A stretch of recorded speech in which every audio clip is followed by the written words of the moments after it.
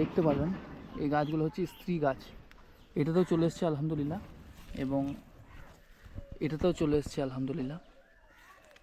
আর এই গাছগুলো, আসসালামু আলাইকুম রহমতুল্লাহি বারাকাতুহু। তো গত এক মাস আগে আমি আপনাদেরকে ভিডিওর মাধ্যমে দেখিয়েছিলাম আমার যে পেঁপে গাছটা লাগানো ছিল সেটাকে সার জোর দেওয়ার প্রথম ধাপে সার জোর দেওয়ার প্রসেস।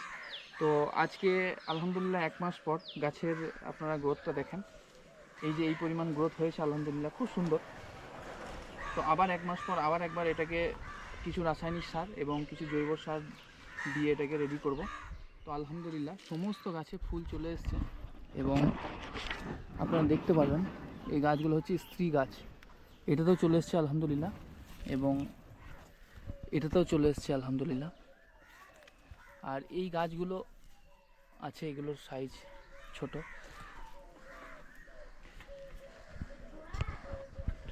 এবার আপনাদের মনে একটা প্রশ্ন থাকতে পারে যে একই গাছ, মানে একই চারা, একই সাইজের চারা, একই সার জোর, একই যত্ন এবং একই সময়ে লাগানো, অথচ এই গাছটা সব থেকে বড়, তারপর এইটা, তারপর ওই দুটো, এরকম কেন হলো?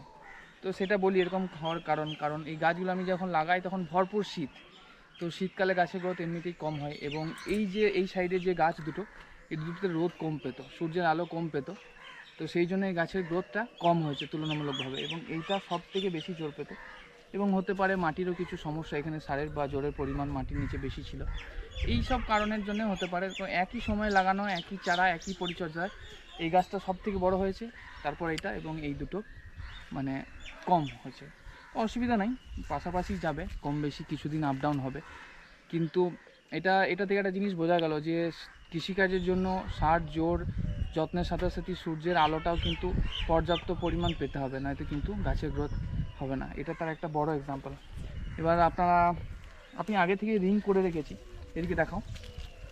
গাছের গোড়াগুলো মোটামুটি এখন যেহেতু বড় হয়ে গেছে, তো 1 ফুট দূর বরাবর রিং করে রেখেছি, খাল করে।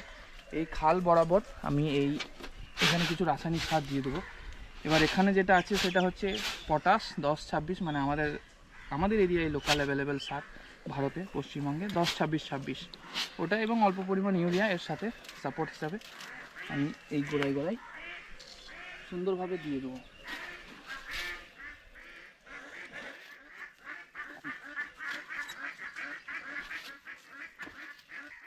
কাটি সমানভাবে।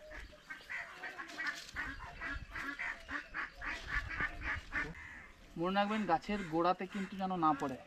রিংটা এমন দূরে করবেন যেখানে, এই যে আগেও দেখিয়েছিলাম, নিচেটা দেখাও, এই যে গোড়া শিকড়গুলো বেরিয়ে থাকবে, সেই পর্যায়ে রিংটা করবেন।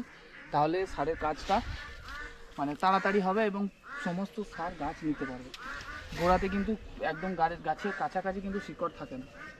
গাছ যত বাড়বে তত দূরে দূরে করতে, ছোটো অবস্থায় 6 ইঞ্চি দূরে, তারপর 1 ফুট, তারপর আরও একটু দূরে, এইভাবে রিংটা করতে হবে। আমি যেভাবে করেছি এইভাবে করার চেষ্টা করবেন, ইনশাল্লাহ সর্বোচ্চ কাজ হবে। তো রাসায়নিক সারটা ছিটিয়ে দেওয়ার পর প্রতিটি গাছে 2 ধামা করে এই জৈব সারটা, এখানে গোবর সার এবং মাটি মিক্স করে রেডি করা হয়েছে। তো এই জৈব সারটা গোড়ায় দিয়ে দিই।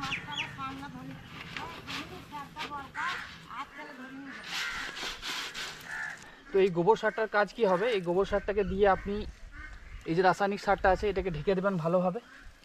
রাসায়নিক সারটা আপনার ইনস্ট্যান্ট কাজ করবে, সাথে সাথে কিন্তু গোবর সারটা আপনার ধরে থাকবে অনেকক্ষণ।